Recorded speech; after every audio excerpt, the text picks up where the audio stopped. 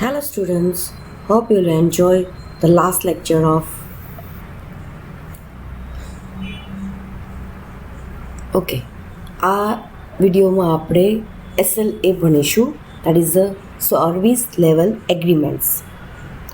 Matrix for the service level agreements. That means પહેલાં આપણે સમજીએ સર્વિસ લેવલ એગ્રીમેન્ટ્સ એટલે એને આપણે શોર્ટમાં SLAs પણ કહીએ છીએ, રાઈટ? તો અહીંયા તમને ફિગર ઉપરથી થોડો ઘણો ખ્યાલ આવી ગયો હશે.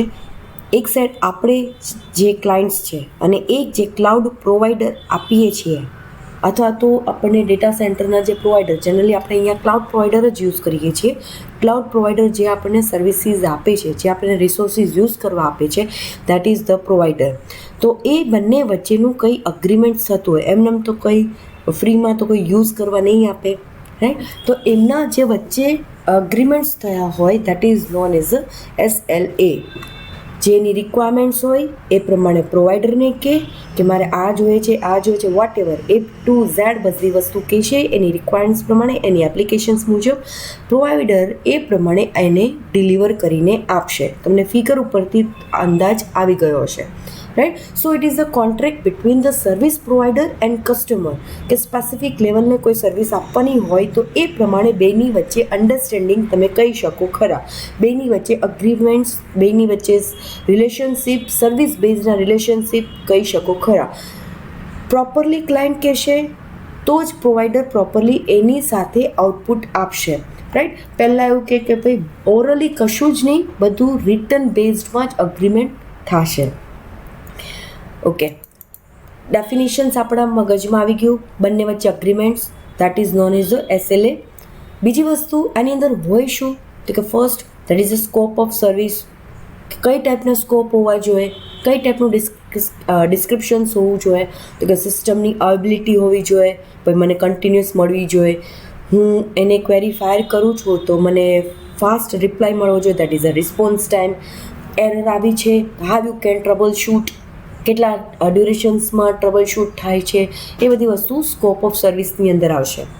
સર્વિસ લેવલ ટાર્ગેટ્સ, કે તમે જે આપો છો તો કેટલું એ યુઝ થવું જોઈએ, એનો રિસ્પોન્સ કેટલા કલાક પછી આવે, મતલબ કે જે કંઈ તમે કહો છો એનું પરફોર્મન્સ કયા બેઝડ ઉપર આવે, that is known as a service level target. 99% availability મળે છે, કેટલા રિસ્પોન્સમાં આપણને એ જવાબ આપે છે, એ બધી વસ્તુ સર્વિસ લેવલ ટાર્ગેટ્સની અંદર આવશે. રિસ્પોન્સિબિલિટી, કે આપણી કઈ ટાસ્ક કરવાનું છે, કઈ ટાઈપની ડ્યુટીઝ આપણને સર્વિસ પ્રોવાઈડર આપે છે કસ્ટમરને, એ બધી વસ્તુ રિસ્પોન્સિબિલિટી. કોને શું કરવાનું એ બધી વસ્તુ રિસ્પોન્સિબિલિટી. એ કમ્યુનિકેશન પ્રોસેસ, કોઈ ચેનલ થ્રુ કોની સાથે કમ્યુનિકેશન્સ કરો છો, કેટલી ફ્રિકવન્સીમાં, day to day, early base, yearly, monthly, whatever, એના કોઈ રિપોર્ટ્સ જનરેટ કરવાના હોય, તે બધું communications. How you can communicate the customer and the service provider. પછી છે પ્રોબ્લેમ મેનેજમેન્ટ. પ્રોબ્લેમ થયો છે તો વોટ ઇઝ ધ પ્રોસિજર, કે એને તમે રિપોર્ટ કરો છો, કોઈ લેટર કરો છો, એને કેવી રીતે ડિબગ કરશે, એને રિઝોલ્વ ક્યારે કરશે, in which priority they can solve, એ બધી વસ્તુ પ્રોબ્લેમ મેનેજમેન્ટની અંદર આવશે. Contract term and terminations conditions, તમે એના કોઈ રેગ્યુલેશન ટર્મ્સ આપ્યા હોય તે પ્રમાણે તમારો પૂરું થઈ ગયું હોય તો if you want new services તો રિન્યૂ કરાવો છો, કયા ટાઈપના મોડ્યુલ્સમાં ડિવાઈડ કરે છે. આપણે કેમ આપણું ડેટા પેકેજ પૂરું થાય તો આપણે જોઈએ પહેલાં કયું સસ્તું પડે છે, કયું આપણા એપ્લિકેશન્સ મુજબ આપણું યુઝ કરીએ છીએ પ્રમાણે કયું સારું છે, તે વસ્તુ બી અહીંયા પણ વેરીફાઈ થાય છે. ટર્મિનેશન્સ, ડ્યુરેશન્સ ટાઈમે. Credits and penalties. Okay, credit એટલે કે તમારું કોઈ ક્રેડિટ થ્રુ તમે કરાવો છો, કોઈ વધી ગયું હોય, એક્સ્ટ્રા રિસોર્સિસ એને વધારે ના પે ના કરે તો પેનાલ્ટી પણ આવે. મતલબ કે કંઈ એવી રીતે યુઝ બી થતું હોય તો ક્રેડિટ પણ કરી શકો છો, અથવા તો તમારું પેનાલ્ટી પણ કંઈ રિપોર્ટ કે એવું કંઈક ઇવેન્ટ જનરેટ થયો હોય તો પેનાલ્ટી પણ આપવી પડે. તો આ બધી વસ્તુ આપણે SLA પાસે કસ્ટમર અને સર્વિસ પ્રોવાઈડર વચ્ચેની વાત છે, રાઈટ? એટલે આ બધી ઇસ્યુ થયો હોય તો તમે શું કરો, વોટ એવર, એનું કેવી રીતે કમ્યુનિકેશન્સ થાય, બધી વસ્તુ આની અંદર આવશે. મેટ્રિક્સ મતલબ SLA પરફોર્મન્સ મેટ્રિક્સ, મતલબ કે હાવ યુ કેન મેઝર, કે કંઈ થતું હોય તો એનું મેઝરિંગ સ્કેલ જે હોય that is known as a metrics. First છે guaranteed service uptime. Guaranteed service uptime મતલબ કે આપણે જે કોઈ કંપની અથવા તો સર્વિસ પ્રોવાઈડર પાસેથી લઈએ છીએ તો આપણને કેટલા ટાઈમ માટે આપે છે. આપણે કેમ કહીએ કે ઘણા મેડિકલ સ્ટોર છે ખાલી રાતના 9 કે 10 વાગ્યા સુધી હોય, ઘણા મેડિકલ સ્ટોર કેવા હોય 24 અવર્સ. તો સેમ વસ્તુ છે, ઓર્ગેનાઇઝેશન્સે જે કંઈ સર્વિસ પ્રોવાઈડર પાસે લે છે તો કેટલું આપે છે, કન્ટિન્યુઅસલી આપે છે કે હાફ ડે આપે છે કે કેવી રીતે રનિંગ કરવા આપે છે, કોઈ ઇન્ટરપ્શન્સ હોય છે નથી હોતો. તો એ બધી વસ્તુ ગેરંટેડ સર્વિસ અપ ટાઈમમાં હોય છે. મતલબ જ્યારે પણ કોઈકવાર કોઈ ડિઝાસ્ટર આવી ગયો હોય તે વાત જુદી છે, મતલબ એમાં પણ ડાઉન થયું હોય તો કેટલા ટાઈમ પછી એ અપ કરશે એની રિક્વાયરમેન્ટ મુજબ, કે ક્યારે પણ ડાઉન ન થાય પણ એનું મેન્ટેનન્સ કરો છો ત્યારે પણ તમને પૂછે ક્યારે તમારું અપ થાય છે, રાઈટ, ક્યારે તમે એને યુઝ કરી શકો છો. તે બધી વસ્તુ ગેરંટેડ અપ ટાઈમમાં તમે કહી શકો ખરા. કેટલા ટાઈમ પૂરતું હોય છે, ક્યાં સુધી હોય છે, ડિઝાસ્ટર આવ્યું છે તો પાછું એ ક્યારે બેકઅપ અપ ટાઈમ થાય છે, અથવા તો કંઈ બી હેક થયું હોય, ફેલ થયું હોય તો કેટલો ટાઈમ એ મેન્ટેનન્સમાં લે છે. Response time. રિસ્પોન્સ ટાઈમ એ ઇમ્પોર્ટન્ટ છે એવું આપણે એને કહી શકીએ, કારણ કે આપણે જ્યારે ક્વેરી ફાયર કરીએ કે કાંઈ બી વસ્તુ એને કહીએ તો આપણને કેટલા સમય પૂરતું કેટલા સમય બાદ આપણને જવાબ મળે છે, રાઈટ. તો એ બધી વસ્તુ રિસ્પોન્સ ટાઈમે આપણે એને કહ્યું હોય પણ કંઈ સોલ્વ કરે નહીં, તે બધી વસ્તુ શું થાય, પ્રોપરલી જ બંને વચ્ચેની અગ્રીમેન્ટ નથી થયો, રાઈટ. ઘણી જગ્યાએ શું હોય 24 અવર્સમાં આપણને સોલ્વ કરીને આપે, ઓકે. ઘણી જગ્યાએ એવી પણ હોય છે, અથવા તો તમે એવું ક્યાં માર્ક કર્યું હોય કે કોઈ બી જગ્યાએ જાય કે કોઈ સર્વિસીસ લખાઈ હોય તો આપણને એમ કહે કે ભાઈ તમારા મોબાઈલમાં OTP આવ્યો હશે. વેરીફાઈ બધું કામ પૂરું થઈ જાય પછી આપણે એને OTP આપીએ પછી જ એ ઉપર પહોંચાડે કે ભાઈ મેં આ ક્વેરી છે એ સોલ્વ કરી છે, મેં આ ક્વેરી છે એ ફિક્સ કરી દીધી છે, હવે પ્રોપરલી એ વર્ક કરશે, રાઈટ. તો એ જ વસ્તુ અહીંયા પણ છે. સર્વિસ પ્રોવાઈડર અને કસ્ટમર વચ્ચે ક્વેરી આવી છે તો તમે એને ફિક્સ કરો છો તો ટિકિટ જે જનરેટ થયો હોય છે તો પાછી એને રિપ્લાય કરીને તમે એને રિસોલ્વ કરીને પાછી સબમિટ કરો છો, right. Next is average handling time.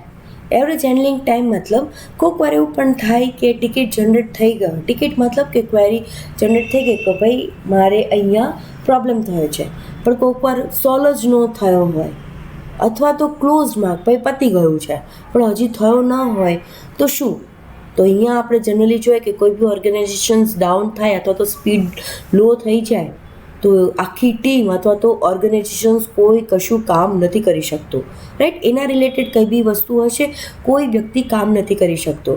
તો અહીંયા આપણે શું કરીએ કે થર્ડ પાર્ટી પાસેથી આપણે કહીએ કે ભાઈ કોઈક સોફ્ટવેર આપો, કોઈક હાર્ડવેર આપો કે એના થ્રુ આપણે ફંક્શન્સ પ્રોપરલી કરી શકીએ. એ જે ઓર્ગેનાઇઝેશન્સ ડાઉન થાય છે એને આપણે થોડોક સમય આપીએ અને આપણે જે બહારથી બીજા પાસેથી રિસોર્સ લીધા છે એના યુઝ કરી અને આપણે ઓર્ગેનાઇઝેશન્સને જે આપણે એગ્રી થયું છે એ પાછી એને સેવા આપી દઈએ, right. So that is the average handling time. Number of successful self serve resolutions or number of overall support tickets.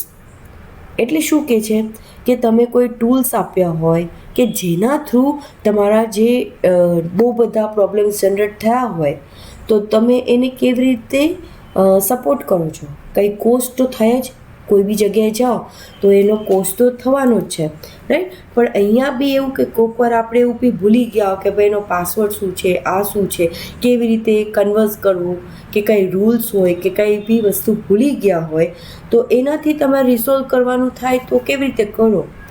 તમે કોઈ બી ટિકિટ્સ આપી હોય તો આપણે એમ કહીએ ભાઈ ડિલીટ થઈ ગઈ છે તો ફરીથી જનરેટ કરીએ કે એ પ્રોબ્લેમને પણ કેવી રીતે ફાઇન્ડ આઉટ કરવું, એ બધી વસ્તુ એની અંદર આવે. કોઈ સર્વિસીસ જે એને મેનેજ કરવાનું હોય એ વસ્તુ 4th નંબરની અંદર આવશે.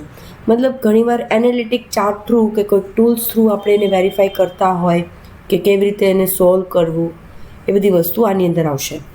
પછી છે નંબર ઓફ ટિકિટ રિઝોલ્વ, કે કોઈ એવી વસ્તુ હોય કે કોઈ ટિકિટ રિઝોલ્વ થઈ ગઈ હોય અને એના લેવલ્સ તમે આપ્યા હોય કે સારું કર્યું જ નથી કર્યું કે ખરાબ કર્યું, whatever, if we are giving certain feedbacks right. તો એના બેઝ ઉપરથી પણ ખ્યાલ આવે કે આપણું જે કરીએ છીએ એ ફાસ્ટ કર્યું છે, ડેટ કેવી રીતે કંઈ લોસ થયું છે, મતલબ એ બધું મેઝરિંગ થતું હોય કે કારણ કે જે તે કાંઈ થાય છે એ કસ્ટમરના પ્રોબ્લેમને આપણે સોલ્વ કરીએ, આખી ટીમ જે ઓર્ગેનાઇઝેશન્સ છે એના ઉપર અફેક્ટ થાય છે.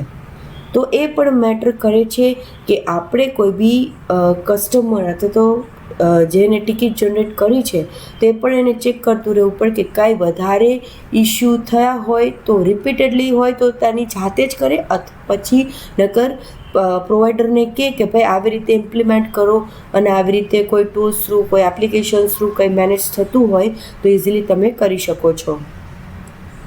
પછી છે ticket resolve within SLA time scale and outside SLA time scale.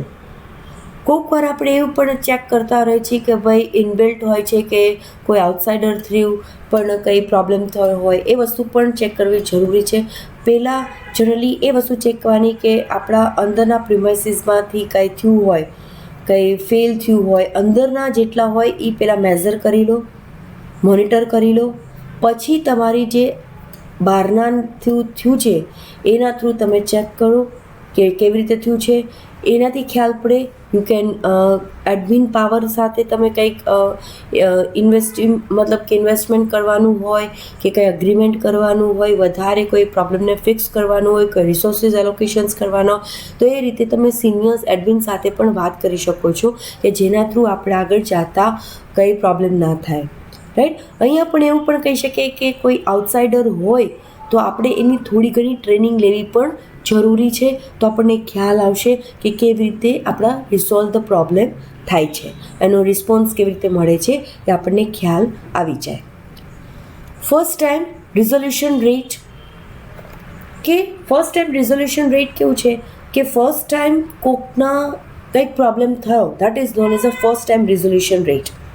આજ દિન સુધી થયો નથી પ્રોબ્લેમ, આપણે કહીને મેં કે ક્યારે પ્રોબ્લેમ નથી, ફર્સ્ટ ટાઈમ જ થયો છે, so that is a first time resolution rate.